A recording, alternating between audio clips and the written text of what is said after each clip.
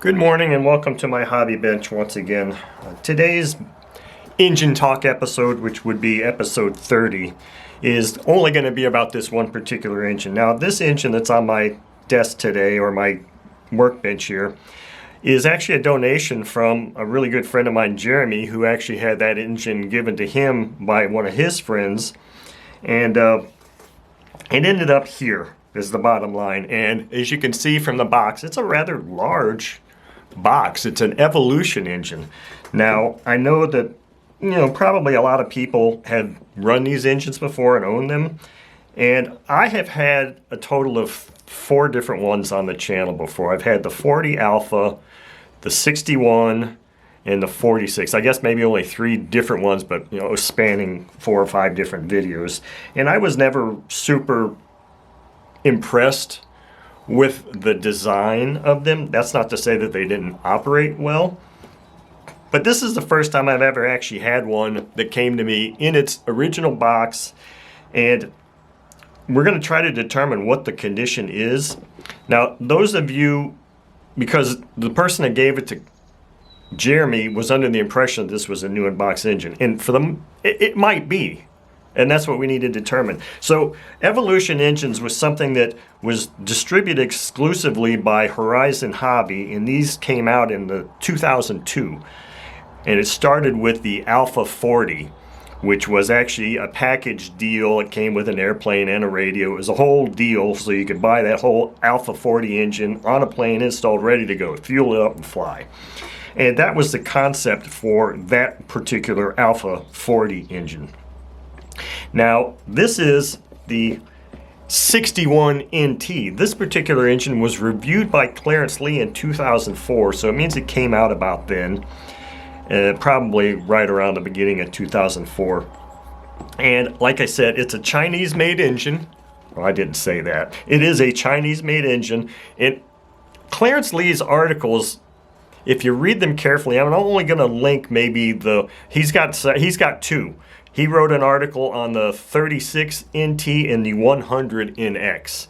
And if you read the first couple of paragraphs, he goes into the history of these engines pretty well, and it's interesting. And some of his wording would lead one to believe that these engines, unlike many, many others, and probably no others in the 2000s, were actually run at the factory. He said the Alpha series one definitely was run in at the factory so that they could, do the initial tuning and stuff, so you could have a plane, and airplane, engine, radio, everything that comes out is ready to go. In his 100 NX review, he also kind of made it sound like all of the engines he had received had been run at the factory. So I don't know if that means all of them were or not. So with that said, let's look more closely at this engine. So it had this sticker on here. This is a list price of $179. Who knows? This engine could be 20-something years old, and then a sale price of $139.95.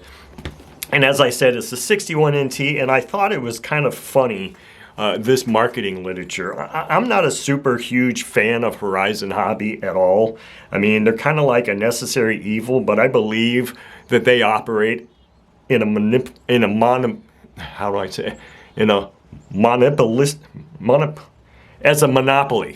which is technically illegal for companies to operate as monopolies and control the whatever aspect or whatever products that they do. Because I believe, now if you look at Tower Hobbies was always my favorite.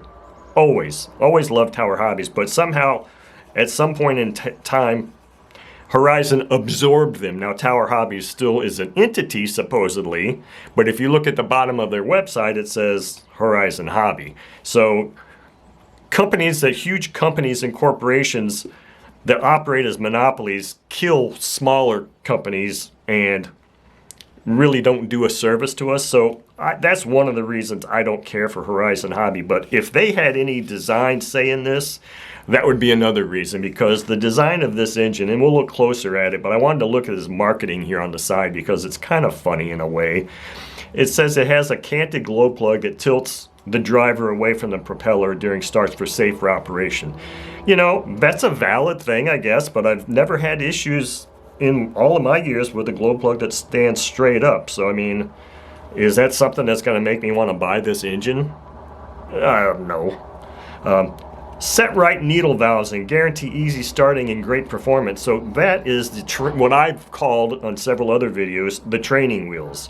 They have these limiters on there that only allow you to adjust the high speed and the low speed needles certain amounts, and those are always the first things I would take off these engines because I thought they were ridiculous.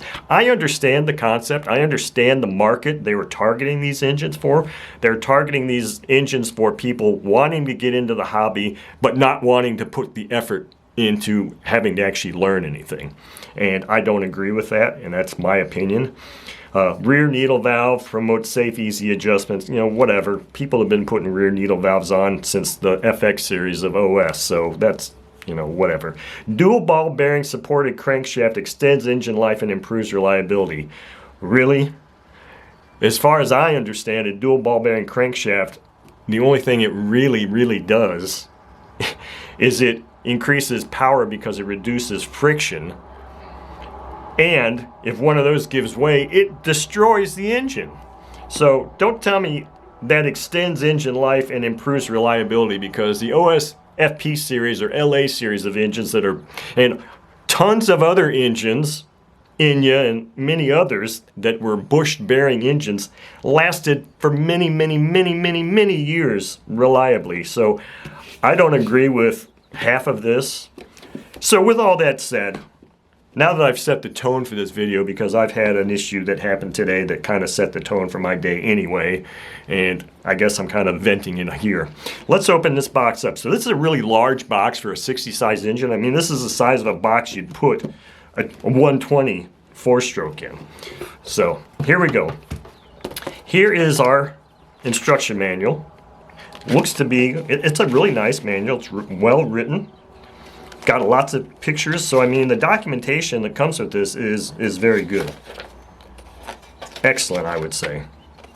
And it's even got an exploded parts breakdown, parts list. Is very good stuff here. I always kind of look at the bearings. 15, it just says ball bearing front rubber seal. Ball bearing 16, the rear is open race. Just has part numbers, but they don't say what the sizes are. So here's the engine itself. And, as far as marketing goes and packaging, I like engines in boxes because it's better to store the engine like that. But the packaging is also very interesting to me. Now, this is interesting packaging. It's effective, it's good. I like the packaging a lot. So let's pull this package out here, and this has your exhaust screws, a couple of tools, and a new exhaust gasket. And it looked like maybe in the pictures or something I saw that it came with 2 exhaust gaskets, which one is on the muffler, which kind of also leads to the assumption that this has been an engine that's been run. Whether it's been run by a consumer or whether it's been run by the factory, we don't know yet, and we may never know. So it's got these 2 long screws for the exhaust, and it's got 2 other screws here that I'm not certain where they would go or why they would be needed. But anyway, so let's pull this muffler out. So here's our exhaust, and I've got another one of these in my closet, my bin somewhere. I got it in a bunch of other parts. So there is an exhaust gasket on this already, so it's been run. I'm smelling it, and if this was run, it was run so long ago that I don't really smell fuel or glow or castor oil or anything. I don't know what it is that I smell, other than it kind of smells like age. I mean, other than that, I don't know. It's got a little bit of carbon here, so in and of itself, this doesn't really tell me whether it has been run by a consumer, the customer, or just at the factory, because the factory, if they were running it, probably would put a gasket on there. So let's take this engine out. Let's look more closely at this engine. Let me zoom in here a bit so we can get an idea of the condition of this engine. So overall, the condition of this engine looks excellent. You say, I'm looking at it, I'm flipping it around, it looks beautiful. I love the color purple. I always like purple. That's why I like those Tower Hobby Pro engines. Here's our canted glow plug. It's okay, I guess, but it's this whole aesthetic, this whole design that doesn't really do it for me. I mean, I don't know if that's engineeringly functional, if that increases the cooling, or if that's just what some design engineers say, well, let's just make it look different. I'm not going to say make it look cool, because I don't think it looks cool at all. I think it looks, I don't, the aesthetic appearance of this engine is not appealing to me whatsoever. Especially, I mean, I don't care for all of this stuff. It's just more areas for crap to get stuck in and get clogged up with dirt and debris and all that. And that's just, it's not a good thing. So let me do this. This is an ABC engine, and it is locked up. I mean, tight. There's no moving this at all. So obviously it's been run, because a brand new unrun box would be silky smooth. So the question is, where was it run? Look at the side of that piston. It doesn't, if it was this, just by looking at the side of the piston, you'd say, okay, that was just run at the factory, because the piston is still, side of the piston is still extremely shiny. However, when you go to look at this, the prop nut, see those wear marks from wrenches being on it? Now, that doesn't necessarily mean that it's been run. It just means that somebody's put props on this thing several times, or wrenches have been on this. But then if you turn and look at this, here's our prop washer. It's pretty marred up looking. It's got a lot of that anodized, I guess that's anodizing, worn off of it somehow. Again, does not necessarily mean that it's been flown.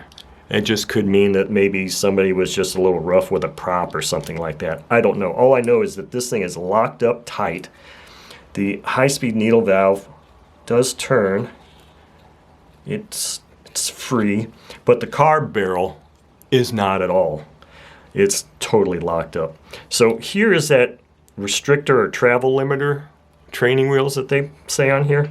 So this doesn't move, but watch the slot on that as I move this. This thing does move. And it's like, I don't believe that this doesn't look correct to me. It seems to me that this purple thing with this little arm should only move with the throttle arm. So it should be down in this position like this. And as the throttle arm goes up, then the whole throttle arm and this go up here. But it's moving, it's turning that the low-speed needle at the same time, and to me that doesn't seem like that's correct. It seems like that I don't think it's an in-flight mixture adjustment. So I'm gonna see if I can get on here and do something with that. I don't know if I can actually take that thing off, if it'll just slide right off now or not. I can't recall exactly what all is involved in removing these training wheels. But it just doesn't seem like, it seemed like it was on there tight, but I don't understand why it would be moving the low-speed needle. I mean, that part just doesn't seem proper to me. Let me try and see if I can get a different, let me see if I can just turn this high-speed or this low-speed needle at all. Because I know you wouldn't be turning that, and it turns this adjuster, this limiter, because it's a throttle limiter as far as I understood. But what I think I really need to do is I need to go and just put some oil on this, drop some oil in here, and I'm going to go heat this up real quick and bring it back, and we'll at least get it turning over. Maybe I'll strap a prop stub on here also to help me turn this over. So let's go do that real quick. Okay, so that didn't take much effort. I got it freed up, heated it up just a little bit. Obviously it's not so hot that it's burning my hand, but it turns over nicely now and has good compression. I didn't take the plug out, and I've got the carb freed up as well too. It rotates well now. So now I kind of recall what this was all about. And yes, in normal operation that low-speed needle is not turning. So I guess what it is that the limiting factor is this is how much they're allowing you to adjust the low speed. But it just seems like that's really loose. I mean, it seems like, I'm just barely touching it, and I'm massively adjusting it. So I mean, in operation, if somebody was touching this, they could accidentally touch that and totally screw up your low speed. So I still am not a fan of these types of things. Like I said, I understand the concept, just not a fan of the methodology and why you would need that. So this doesn't help me understand whether or not this engine was run at the factory or was run by a person, and I'll probably never know that. But one of the things I do want to say is that I'm extremely interested in everybody's opinion of these engines, especially people that have bought these brand new, and were they, any one of them, the 40, or not the 40, we know that, the 46, or the 36, the 61, or the 100, did they seem slightly tight to you when you got them new in the box, if you bought them new in the box? Did they seem like they had been operated at the factory? What were your impressions of the engine as far as, well, the way it looks and the way it operates? Those of you that have run these things for years and years, if there are any people that watch this channel that have had these for years and years, what's the longevity been like on them? Have you had any issues?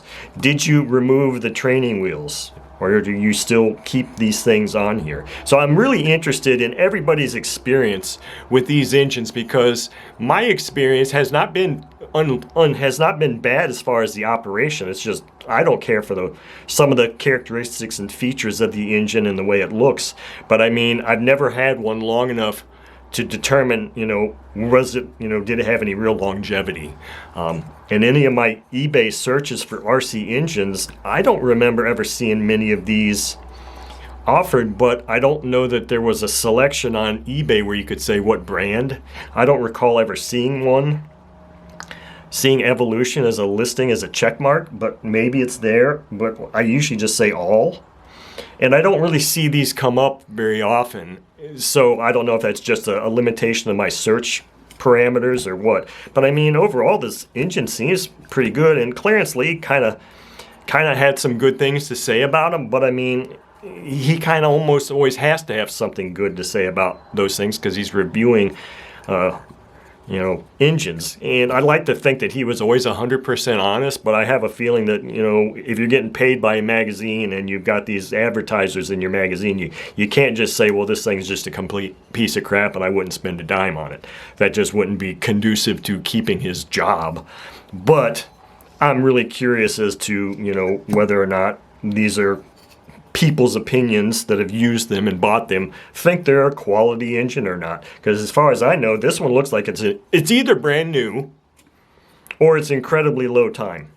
And that's all I'm going to say. I don't know what I plan on doing with this engine. It was donated to the channel, so I cannot sell it. I won't sell things that were donated to me. That doesn't mean that I won't trade it or swap it or give it away to somebody else. But this could be pretty interesting to put some runs on. So that's my video for today.